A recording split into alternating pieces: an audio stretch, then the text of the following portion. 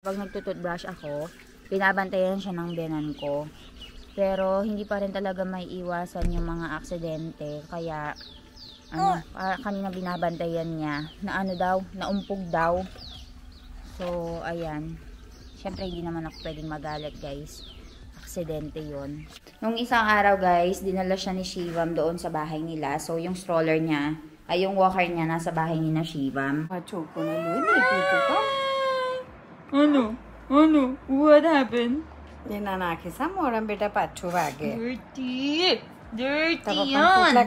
Ivan, where are you going? Bye-bye. Bye-bye.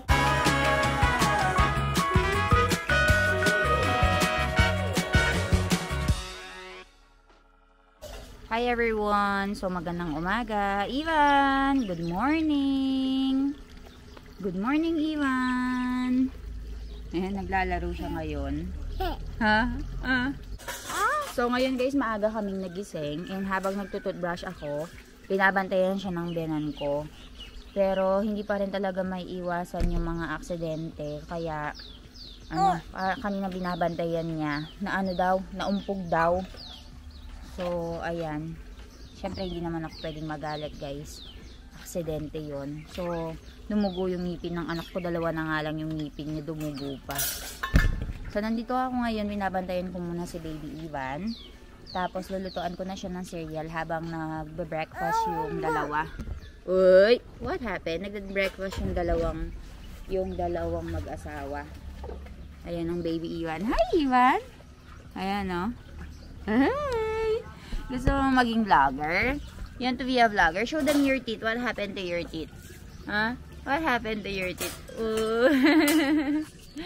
Hi, vlog. Hi, vlog. And nandito naman si Sonal Masi, guys. Currently, nag-aano na siya ng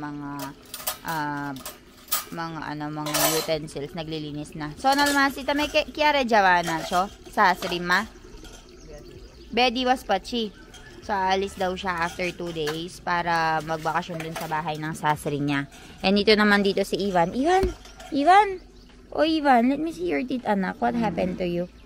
Ayan, oh. Kanina, pagkababa ko, dumudugo nga yung ngipin niya. Hi! Hey! You want to drink your milk now? Hey, no! You cannot take it, anak. Oh, no, you cannot take. So, nakaupo lang kami dito sa may tinatawag nilang Katlo. And little update lang, guys. Nakapag-apply na ako ng visa ng mag-ama ko. And nag-apply ako ng 1-year visa. Kasi, diba, in this year, 2 times kaming nagpabalik-balik sa Pilipinas. So, dahil nga meron kaming negosyo, I hope na yung tourist visa nila is ma-approve for 1 year. Kasi napakahirap, ang daming processing, ang hirap mag-apply. Well, easy lang din naman online, pero you have to keep on applying every now and then kung gusto mong bumalik ulit ng Pinas. Ang kulit, gusto nyo hawakan yung camera. Kaya tinry namin this year yung 1-year visa. Nag-show na lang kami ng maraming financial statement or proof of financial capacity para i-approve nila if ever. Uy! Tapos uwing-uwi na ako sa Pilipinas, guys. Ang dami ko ng trabaho doon. Gusto niya hawakan yung camera. Ibigay ko lang, guys. Tapos balitaan ko kayo later. You hold it na. Hi vlog! You hold it na. You hold it. Ang kulit. Ang likot na. Kaya nasusugat eh.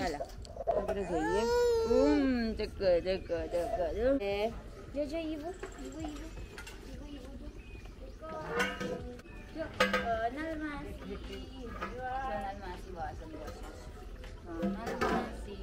Halo. Gasan-gasan.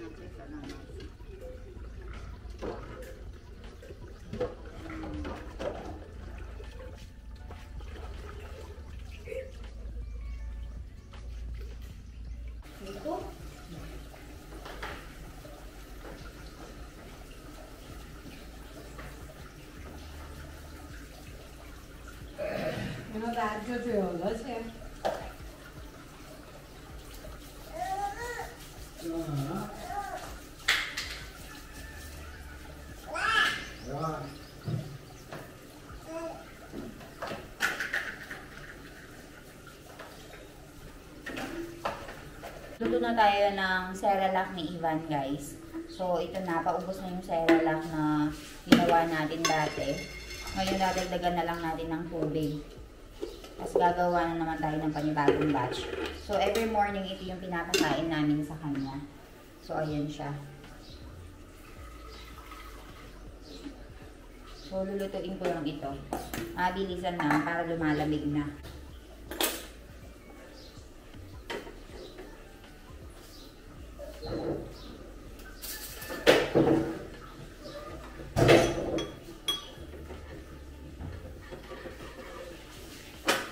Nung isang araw, guys, dinala siya ni Shivam doon sa bahay nila. So, yung stroller niya, ay yung walker niya nasa bahay ni na Shivam. Kaya, ayan. Kaya, dito ko siya nilagay sa may walker, ay sa may stroller. And anong kinakain mo, Ivan? You're eating bungra? My baby is eating bungra? Oo. So, kumakain siya ngayon ng bungra. Nasaktan yung ngipin niya, kaya ganyan siya kumain. Oh, ayan. And dito si Sonal Masi, naglilinis na siya ng bahay. And ako, niluluto ko lang itong Cerelac ni Ivan, guys. Ayan, hintayin lang natin na kumulo. Alisin lang natin yung tubig. Problema kay Ivan, guys, marunong na siyang marunong na siyang magtapon ng pagkain gamit yung dila niya. O kapag tinatapon niya yung pagkain, dapat malabnaw yung gawin natin sa kanya ngayon. Bungra. So, nag-start na nga rin kami mag-exercise ni Milan, guys. Kaya maaga na rin kami nagigising. And ngayon natutulog siya. Natutulog siya ulit. Ako naman, hindi ako pwedeng matulog kasi may anak ako. And mag-aaral kasi siya eh. So, dahil mag-aaral siya, kailangan niya ng energy mamaya. Hindi siya pwedeng magpuyat kasi baka makatulog siya. So, and lutuin ko muna itong pagkain ni Ivan and then balitaan ko kayo.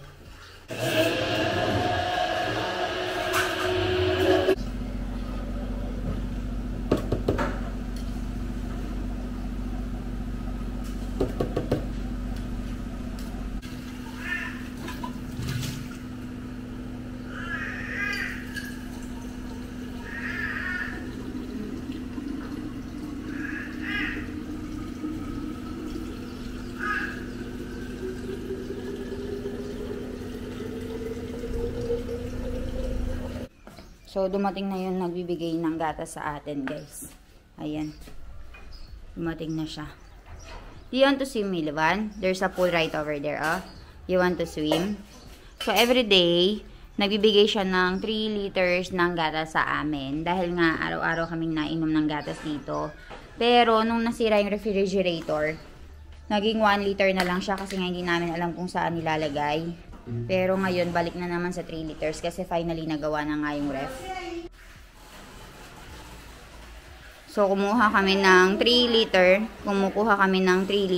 of milk kay Jassy Masi. Jassy Masi!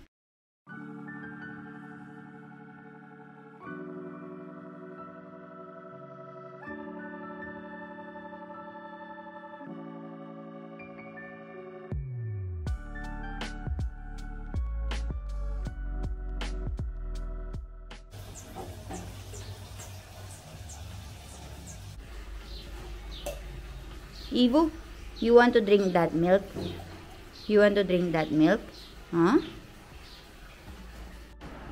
Guys, finally I managed to make Ivan sleep. So, natutulog na ang baby ko. Ngayon, mag-iinom na ako ng gatas. So, sobrang hectic ng schedule namin tuwing umaga. Kaya, tinatapos ko munang pakainin si Ivan, paliguan, papatulugin, pagkatapos, iinom ako ng gatas. So, tara, samahan niyo ako. And dito, pagkalabas natin, busy ang binan ko sa pagkuha nitong mga mangga. So, ito na yung mga hinog na mangga. Asukar, ano, Mami Ross? Ross. Suka siya? So, this is for, ano pala? This is for eating. Bataw, fridge ba? Chalo tayo giwa eh? चालते की पण जग्या करून तयार carry nakuha.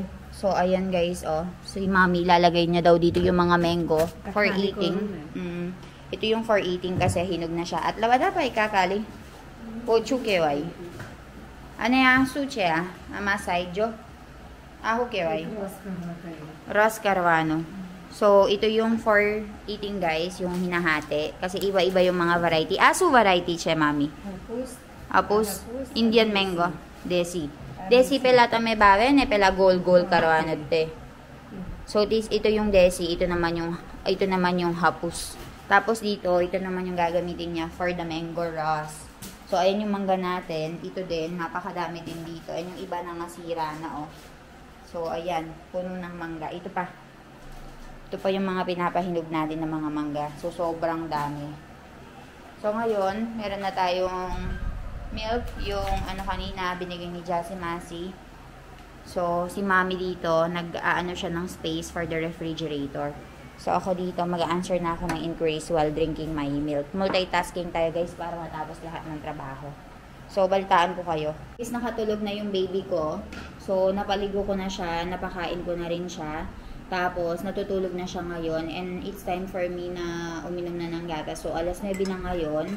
So, after nito, maliligo na ako. Tapos, tutulong na ako dito sa mga gawain sa bahay. So, medyo na-late ako sa pagkain ngayon kasi nakipaglaro pa ako sa anak ko. Ayaw niyang matulog.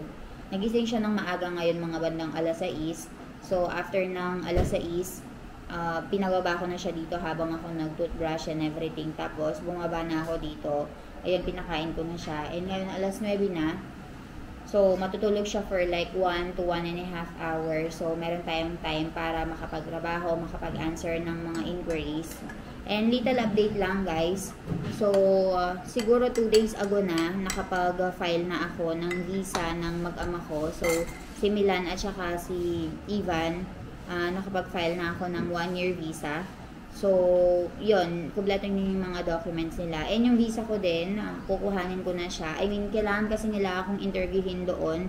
Gusto daw nila akong makita. Kasi last time na pregnant ako, diba? So, last time nagkaroon ako ng inquiry and sinabihan nila ako na pumunta doon.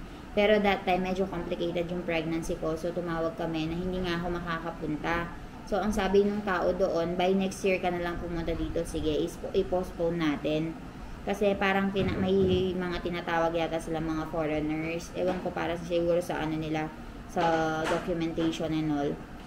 So, pinapatawag ako doon. So, siguro after 2 days pupunta kami doon ni Milan. So, mag-i-interview kami doon. And yung visa ng asawa ko at saka ni Milan, na-file ko na guys, kompleto na yung mga documents. So, nakapagbayad na rin kami. Gagawin ngayon is, ano na lang namin, hintayin na lang namin yung magiging answer if approved ba or failed or merong mga documents na kailangan pa. Pero in-upload naman namin lahat ng mga documents. And ngayon, naayusin lang namin yung mga documents na Mommy, Papa, and Jano para sila naman yung makuha na namin ng visa. Kasi una kaming pupunta sa kanila sa Philippines kasi marami nga akong trabaho. So, I'll be staying there 1 month advance. After nun, sa 15 days remaining, dun sila pupunta. So, ayun, bale 1.5 month kaming magstay sa Philippines. Tapos, yung mga binan ko na sa mga 15 days kasi may mga trabaho, diba? So, ayun, inom muna ako guys. Balitaan ko kayo later. Tulungan ko lang din si Mommy dito.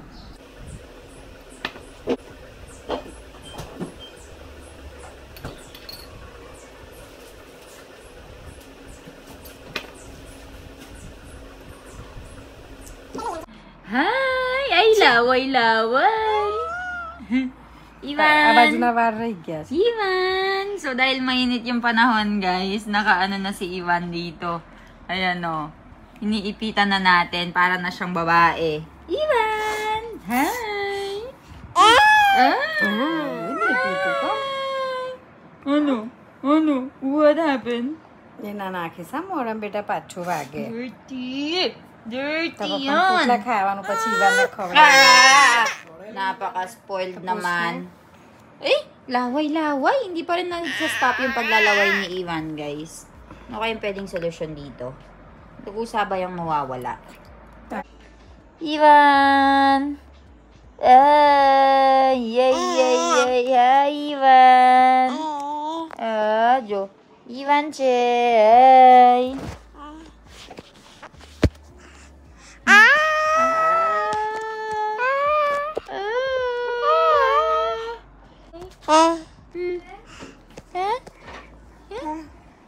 Foi, Chay, foi.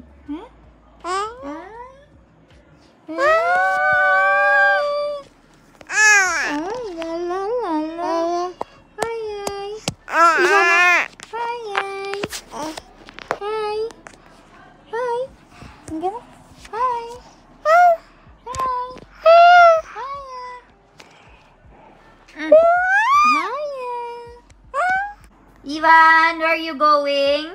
Bye-bye! Bye-bye! So, araw-araw guys, gabi-gabi, lumalabas silang close open, Ivan! Lumilibot sila kapag gabi guys. Bye-bye! So, ayun, 9:42 na, so babalik sila ng mga around 10:30.